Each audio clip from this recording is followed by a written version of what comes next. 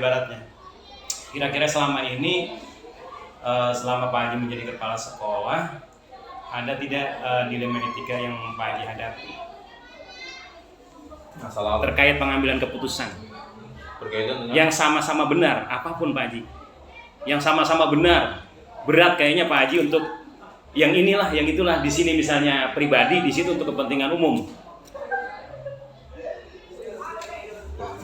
masalah apa ya selama ini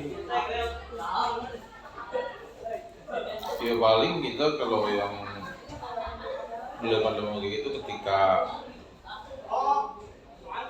kita mengundang orang tua misalnya berkaitan dengan kelas 9 misalnya. Iya. Nah, berkaitan dengan kelas 9 sementara misalnya acara perpisahan misalnya. Nah, dari hasil musyawarah itu kan misalnya sementara kemauan anak dengan kemauan orang tua ini mah. Iya. Kemauan anak dengan kemauan orang tua kadang-kadang berbeda gitu kan. Nah, sementara kita juga kan punya asumsi gitu kan. Misalnya dalam rapat ini kita menginginkan bahwa kita ingin mengadakan acara misalnya Jogja kemana gitu. Iya. Tapi sementara orang tua kemauannya ya.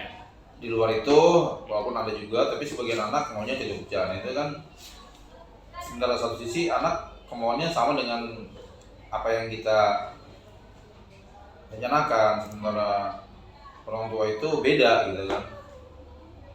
Nah, itu kadang-kadang memang Masuk ke dilema etika juga ya. ya dilema kita akan berpegang kemana gitu. Apakah orang, tapi kan pada dasarnya orang tua lebih ini, tapi pada akhirnya ya dengan berbagai macam cara teori kita ya artinya supaya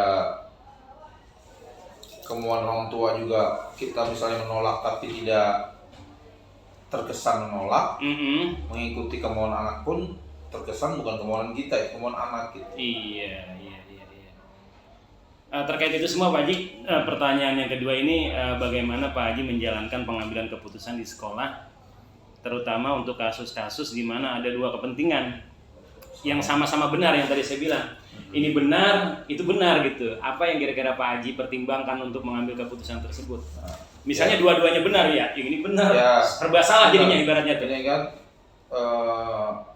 walaupun di antara dua-duanya benar, pasti ada yang lebih benar. Ada yang lebih benar. Nah, itu yang kita akan atau skala prioritas, misalkan. Iya, ada skala prioritas. Nah, skala prioritas ini benar, tapi kita lihat kemaslahatannya ini di mana nih? Iya. Walaupun pada dasarnya sama, tapi nggak mungkin ada satu permasalahan akan sama semua gitu. Pada akhirnya kan akan ada titik permasalahan. Oh, ini konsekuensinya seperti ini. Gitu. Nah, makanya kita ambil yang terbaik, kemudian yang ada skala prioritas untuk mengambil keputusan tersebut yang bisa mungkin kalau misalnya itu keputusan untuk berkaitan dengan kepuasan ya. Iya. Tentu itu kan harus hati-hati kan kita. Karena kalau ketika kita walaupun itu sedikit orang yang kita untuk banyak, tapi kalau memang keputusannya itu kesannya kita selalu keberpihakan kayak ini, maka kita akan kecewa kan. Iya. Jadi itu akan menjadi bom waktu gitu. Bagaimana caranya kita untuk mengambil keputusan itu dengan tidak seolah-olah menyalahkan atau tidak menerima usulan yang pertama gitu. Karena pada dasarnya kita pertimbangkan, oh ini baik gitu kan. Kedua-duanya baik. Nah, kan nggak mungkin di pertengahan. Ya, tapi gimana caranya ya itu tadi. Bagaimana kita mensikapi. Iya. Oke Pak Haji, yang ketiga nih kebetulan ada 9 pertanyaan dari wawancara ini. Langkah atau prosedur seperti apa yang biasa Pak Haji lakukan selama ini untuk mengambil keputusan tersebut? Langkahnya seperti apa gitu ya? Kan dua-duanya kebenar, ini dua-duanya benar tadi itu kasusnya dua-duanya benar, yang ini benar, yang itu benar. Kira langkah-langkahnya seperti apa? Mengambil responden juga gitu kan. Responden atau simple pendapat dari dua kubu ya kan. Iya. Dua kubu ini kita akan ambil satu pendapat sebagai bahan pertimbangan untuk kita mengambil suatu keputusan gitu kan. Enggak semena-mena kita langsung ngambil keputusan sendiri. Iya. Kita pendapat dari yang lainnya juga. Sebenarnya sehingga ketika kita mengambil keputusan, mereka pun yang nggak diterima usulannya ataupun yang ini nggak terima, dia merasa terwakili gitu dengan apa yang kita lakukan itu, karena mereka merasa dihargai dengan sebelumnya kita minta pendapat itu. Benar-benar. Sudah Pak Haji nih, jawabannya sudah ketemu. Berarti minta pendapat dari yang lain juga ya. Yang biasa Pak Haji, hal apa saja yang selama ini Pak Haji anggap efektif dalam pengambilan keputusan pada kasus-kasus dilema etika? Kayak tadi kan Pak Haji sudah gambarkan bahwasanya melibatkan orang lain kan gitu ya. Nah kira-kira pertanyaan selanjutnya ini, selama ini tantangan ya, ada tantangan tidak gitu ya terkait dengan pengambilan keputusan dilema etika? Tantangannya apa sih itu setelah Pak Haji tadi melibatkan orang lain untuk berbicara mengambil keputusan, yang dihadapi tantangannya apa gitu? Ya itu pasti ada. Jika ada suatu pilihan yang kita akan ambil keputusan, pasti kan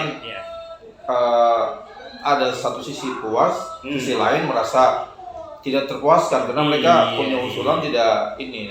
Ya untuk meminimalisir itu ya artinya apa? Kita akan satukan persepsi gitu antara yang satu ini dengan yang ini. Ada titik temunya lah, maksudnya tujuannya sama gitu, ke arah sana gitu kan. Walaupun mungkin ada beberapa hal yang bisa kita tolak, yang kita terima, tapi pada akhirnya keputusan itu akan mewakili mewakili semua gitu. Mewakili semua. Ini contoh kasus apa misalnya gitu kan. Kasus itu tadi ketika kita mengundang orang tua ada satu pihak berkata begini, satu begini, ada itu kita pada akhirnya nggak bisa harus gini gitu, harus gitu enggak, tapi kan pada akhirnya intinya ada tantangan Pak. Nah, tantangan pasti ada Pak, ketika kita berhadapan dengan orang tua itu pasti banyak tantangan. Cuma bagaimana kita untuk meminimalisir gitu permasalahan itu. Ya kalau misalnya ada seseorang yang misalnya sangat vokal dalam hal ini gitu kan, kemudian juga dia vokal dalam hal itu, tapi kalau memang itu usulannya itu buat ada kebaikan-kebaikan, ya kita walaupun pada akhirnya kita tidak terima usulan itu gitu kan. Menghargai gitu. Menghargai. Oke Pak Haji, pertanyaan yang ke-6 ini terkait itu, apakah Pak Haji memiliki jadwal tertentu untuk menyelesaikan kasus? Jadwal yang dijadwalkan apa langsung dituntaskan pada saat itu juga? Tergantung permasalahannya. Tergantung permasalahan. Kalau permasalahannya itu memang ringan ya, kita berarti langsung bisa. Tapi kalau ada sesuatu yang nanti akibat keputusan itu akan menimbulkan sesuatu gejolak atau apa, ya kita perlu pertimbangkan dulu. Oke, siap. Berarti tergantung permasalahan yang ada yang dihadapi. Pertanyaan yang ke-8 Pak Haji, tinggal satu lagi berarti ini. Faktor-faktor apa yang selama ini mempermudah atau membantu Pak Haji dalam pengambilan keputusan dalam kasus-kasus dilema etika? Faktor-faktornya itu untuk mengambil keputusan apa saja? Salah satunya kita juga menerima masukan dari misalnya kalau dari pihak sekolah kan, dari pihak komite, dari guru-guru atau PK dan sebagainya, sehingga ketika kita mengambil keputusan juga bukan rasa sempat keputusan kita mutlak gitu kan, kesepakatan dulu, kemudian kemaslahatannya apa, kemudian kemaslahatannya apa. Nah itu jadi ketika ada permasalahan, kemudian juga apalagi ada dua permasalahan, hal yang sama, kemudian juga pasti kan ya kita agak dilema kan, akan seperti apa kalau ini seperti ini gitu kan. Tapi kan pasti ada sesuatu yang lebih ada kelebihan dari satu masalah dengan masalah yang lain, pasti ada perbedaan gitu. Ya faktor-faktor tadi ya itu tadi dengan kita mendengar masukan-masukan dari semua elemen gitu kan, yang orang tua, dari murid pun perlu untuk kita gitu kan. Melibatkan karena mereka juga sebagai bukan hanya jadi konsumen gitu kan. Terakhir Pak Haji nih, pertanyaan terakhir di yang ke-9, kira-kira dari hal yang disampaikan tadi, pembelajaran apa yang dapat Pak Haji petik dari pengalaman Pak Haji dalam mengambil keputusan dilema etika? Kira-kira apa sih itu asar itu bekasnya apa sih itu kan gitu ya? Yang kira-kira dipetik dari pengalaman yang tadi diambil keputusan? Untuk menurut saya pengalaman hikmahnya hikmahnya dulu. Tidak ceroboh dalam mengambil keputusan dan juga tidak ada unsur keberpihakan, ya semata-mata memang kita demi kemaslahatan, demi kebaikan semua gitu kan. Jadi sebagai pemimpin ya kita harus memisahkan antara pasan ego dengan kelompok dan sebagainya gitu. Kita Iya, lepaskan iya. semua. Oh ini kelompok kita, ini kelompok.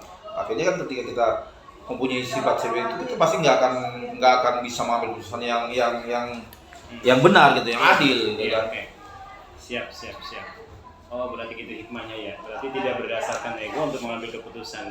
Saya ucapkan terima kasih banyak ini atas waktunya Pak Haji ya. Oke, selamat. Sekarang. Bu Haji, kita mulai aja Bu Haji ya. Iya, silakan. Ya. Oke Bu Haji, karena itu sudah masuk rekaman, nanti yang depannya Diedit, saya cut dulu ya. iya. Diedit dulu sama saya. Saya juga minta geser dulu nih ya, agak kelihatan mata. Oh, Mohon maaf Bu Haji. Iya. Mohon maaf ini. Iya. Untuk pertanyaan pertama, ini terkait dengan learning management system saya di LMS, terkait dengan dilema etika. Gini Bu Haji ya, dilema etika biasanya kan kepala sekolah mengambil keputusan nih. Dari keputusan keduanya benar, sementara keputusan tersebut keduanya benar. Biasanya Bu Haji mementingkan yang mana dulu? Untuk kepentingan pribadi atau kepentingan sosial? Kalau di sekolah boleh digambarkan untuk kepentingan pribadi, artinya kita mendahulukan, kita yang kenal dulu, orang yang kepentingan sosial yang umum antar belakangan. Padahal dua-duanya benar dalam pengambilan keputusan itu. Biasanya Bu Haji mengambilnya yang mana? Saya lebih cenderung ke kepentingan yang orang banyak dulu deh gitu. Orang banyak. Iya, berarti sosial dulu yang diutamakan ya. Iya. Ya, alhamdulillah. Ini nggak ada benar, nggak ada salahnya Bu Haji, karena Iya, memang karena keputusan dilema, tersebut gitu kan. dilema etika, Iya. dua-duanya benar, nggak ada yang salah itu mengambil keputusannya. Berarti keputusan yang Bu Haji ambil tadi untuk kemaslahatan umat bahasanya ya, kepentingan Iya, sosial. iya. Nah, pertanyaan kedua, selama ini bagaimana Bu Haji menjalankan pengambilan keputusan di sekolah, terutama untuk kasus-kasus di mana ada dua kepentingan. Itu yang tadi saya bilang, kepentingan itu pengambilannya seperti apa? Apa dipanggil orangnya? Apa dikumpulin di dalam satu ruangan, kita mau rapat seperti itu untuk pengambilan keputusan Bu Haji? Saya biasanya pada akhirnya kita mengumpulkan orang itu, baru mengambil keputusan bersama apa yang kita sepakati. Iya. Iya. Itu kalau program-program sekolah. Tapi kalau program itu menyangkut adalah program-program yang melibatkan entah itu dunia usaha ataupun pemerintahan daerah setempat, itu akhirnya kita melalui mekanisme adalah komite. Ya. Contohnya sekarang tentang P2DB. Iya. P2DB kami itu SMP 1 Tarumajaya sebenarnya mengalami dilematis. Sedangkan di sisi yang lain kita harus mengikuti regulasi pemerintah, di sisi yang lain ternyata di bawah itu banyak sekali yang belum bisa tercover oleh regulasi itu. Contoh, kami punya dua desa dalam satu zonasi kami yang SMP Tatar Majaya, yaitu Pantai Makmur dan Segara Jaya. Contohnya. Nah, untuk Pantai Makmur kami kelar. Tapi untuk Segara Jaya ternyata ada beberapa desa yang tidak tercover bukan desa, kalau desa ya, desa yang tidak tercover oleh P2DB itu, contohnya Kampung Mandala, Kampung Telat, Kampung Singkil. Nah itu nggak tercover itu dengan kami, gitu loh.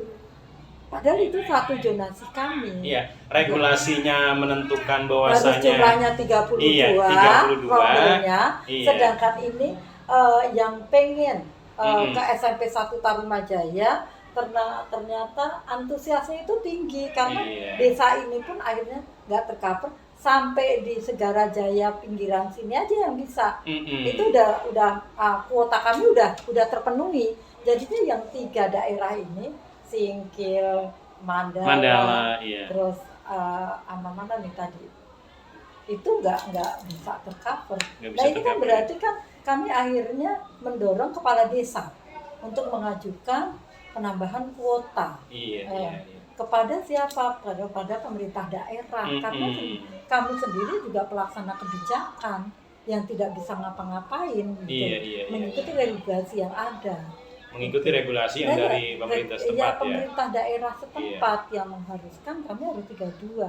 Sedangkan masyarakat yang pengen masuk, bukan pengen masuk, memang keadaan ekonominya yang harus masuk di SMP negeri. Karena di SMP negeri kan memang biaya operasionalnya, terus buku-bukunya kalau di negeri kan cenderung udah memang tidak berbayar. Iya, gitu. Difasilitasi bahasanya. Iya, difasilitasi. Nah makanya itu merupakan dilematis buat kami juga pada akhirnya. Itu. Enggak, terkait ini semua, poin yang nomor 3, kalau tadi ada dilema etika ya, pengambilan keputusan terkait dengan minat masyarakat yang akan bersekolah di SMP 1 Tarumajaya. Terus terkait itu semua, kan dilematika namanya dia. Terkait itu semua, apa langkah-langkah Bu Haji untuk mengatasi dilema tersebut? Langkah-langkahnya seperti apa gitu ya? Ya pada akhirnya kepala desa mengajukan komite mengajukan. Iya. Komite mengadakan rapat, terus akhirnya kepala desa mengajukan permohonan untuk penambahan kuotanya, gitu. Terus akhirnya ya diinventarisir ada berapa, dan ini akhirnya diajukan. Yang mengajukan pada akhirnya SMP 1 Tarumajaya. Iya. Atas yang menjembataninya adalah pihak komite. Itu aja. Di dalam mengambil keputusan tersebut, Bu Haji, kira-kira tantangannya tuh ya, tantangan yang Bu Haji hadapi apa itu ya? Terkait ini tantangannya, ada tantangan nggak tuh ya? Iya, ya cukup besar. Kalau seandainya tidak disetujui, kan akhirnya kan kita sendiri ya, makanya pada akhirnya kami tidak pernah menjanjikan. Ayo sekarang silakan diajukan, ya. Kalau seandainya nanti sudah saya berikan janji, kan ini kan dilema bagi saya. Betul. Pasti mereka berharap-harap dong gitu. Nah di saat sudah pengharapannya di ujung pengharapan ternyata tidak disetujui oleh Pemda, kan itu kan akhirnya bisa menimbulkan frustasi tersendiri buat orang tua dan juga anak. Gitu. Makanya pada akhirnya kami tidak menjanjikan. Kami hanya mendorong agar regulasi itu ada yang dibuka atau ada diskresi ya. Iya, diskresi ya. Diskresinya itu semoga terbuka aja. Iya. Dan kami cuman hanya mengingatkan kepada mereka pada orang tua, ya ini adalah usaha ikhtiar kita. Seandainya ikhtiar ini nanti ijab, berarti putra bapak ibu bisa masuk. Kalau tidak ya sudah, silakan tetap di sekolah-sekolahan yang sudah disinggahi, atau ya nanti kita kasih alternatif ya. Apakah ke sekolah terbuka atau gimana, tapi terbuka sendiri dilemanya kami adalah juga sudah ditutup pendaftarannya. Ya jadinya kami sendiri nggak bisa berbuat banyak setelah itu gitu. Kami tidak bisa memberikan alternatif solusi apa-apa pada akhirnya, karena kami pada dasarnya sekolah negeri. Ya kami hanya bisa mendorong aja regulasi itu bisa akhirnya diskresinya ada. Gitu ya. Bu Haji, terkait ini semua, apakah terkait dilema itu ya, pengambilan keputusan saat Bu Haji menghadapi minat masyarakat yang banyak ya, SMP 1 Tarumajaya, kemudian harus mengikuti regulasi yang ada, kira-kira dalam memecahkan permasalahan, mengagendakan apa waktu itu juga diselesaikan atau dengan waktu yang lain, waktu yang berbeda pada saat itu juga permintaan masyarakat, umpamanya gini, permintaan masyarakat hari Rabu juga dipecahkan, atau Bu Haji menunda dengan jadwal berikutnya? Biasanya menunda. Ya kita menunggu dong keputusan dari Pemda tersebut. Dan makanya pada akhirnya kita berpesan kepada orang tua, jangan terlalu berharap, tapi paling enggak inilah ikhtiar kita dengan suatu regulasi yang sudah ada, kan begitu. Jadi kan ini kan juga menjadi pertimbangan bagi pemerintah daerah kan. Iya. Dengan adanya zonasi yang kita pengen meningkatkan kualitas pendidikan, tapi akhirnya terbentur dengan siswa-siswa yang masih banyak yang belum bisa masuk sekolah, kan akhirnya kan kita belum meningkatkan kualitas, tapi hanya kuantitas dulu aja deh. Kita menjadinya supaya biarin pada masuk dulu deh gitu loh. Kualitas nanti sambil mengalami proses. Gitu benar. Makanya pada akhirnya pemikiran saya untuk mengajukan pengajuan ini ke dinas dari kepala-kepala desa ini adalah hanya ingin memberitahu ke Pemda. Kayaknya untuk Tarumajaya belum wayahnya meningkatkan mutu pendidikan. Tapi paling enggak Ya paling nggak jumlah yang ada kita rekrut semuanya dulu, karena memang swasta pun juga belum bisa memenuhi apa yang menjadi keinginan orang-orang tua ini. Gitu. Iya Bu Haji, benar-benar. Itu aja. Dalam proses tersebut Bu Haji, Iya. dalam proses tersebut pengambilan keputusan dilema etika, adakah orang-orang yang dilibatkan selain tadi yang Bu Haji sebutkan, umpamanya komite sekolah, terus masyarakat. Selain komite sekolah dan masyarakat, adakah atau semacam mentor gitu ya, atau yang dilibatkan dalam kasus dilema etika tersebut? Selain kedua yang tadi saya sebutkan. Ya stakeholder yang ada di sekolah. Oh, stakeholder yang ada di sekolah. Iya. Selalu dilibatkan tuh ya, Iya. dalam pengambilan keputusan. Iya, Oke. pokoknya PKS, Iya. Bapak Ibu guru, kan kita juga harus memikirkan. Iya. Ini seandainya daya tampung kita tambah kan pasti kalau tidak kita beritahu stakeholder yang ada, nanti kan timbul kecurigaan. Transparasinya kan juga itu. Ini Iya. sebenarnya yang kesini itu ibaratnya ini pasti ada embel-embelnya, padahal kita sendiri hanya membantu gitu. Iya. Itu. Oh, berarti dilibatkan seluruhnya ya. Iya, Stakeholder yang ada Iya. dilibatkan selain tadi komite, wali murid, Iya. ya masyarakat, Iya. seluruhnya ya. Iya. Termasuk yang tadi Bu Haji singgung itu orang desa terlibat dalamnya ya. Iya. Oke, Bu Kalau Haji. desa. Staf-staf desa. Pertanyaan terakhir Bu Haji, Iya. terkait ini semua, tadi sudah mengambil kesimpulan bahwasanya Bu Haji dalam mengambil keputusan dilema etika itu melibatkan orang banyak dalam hal ini. Bukan keputusan yang Bu Haji dilema itu bukan Bu Haji sendiri yang mengambil keputusan ya. Pertanyaan terakhir, kira-kira apa sih yang diharapkan Bu Haji terkait dengan pengambilan keputusan tersebut, ibaratnya asar, bekasnya gitu ya, berbekas baik atau buruk setelah melibatkan komponen yang tadi.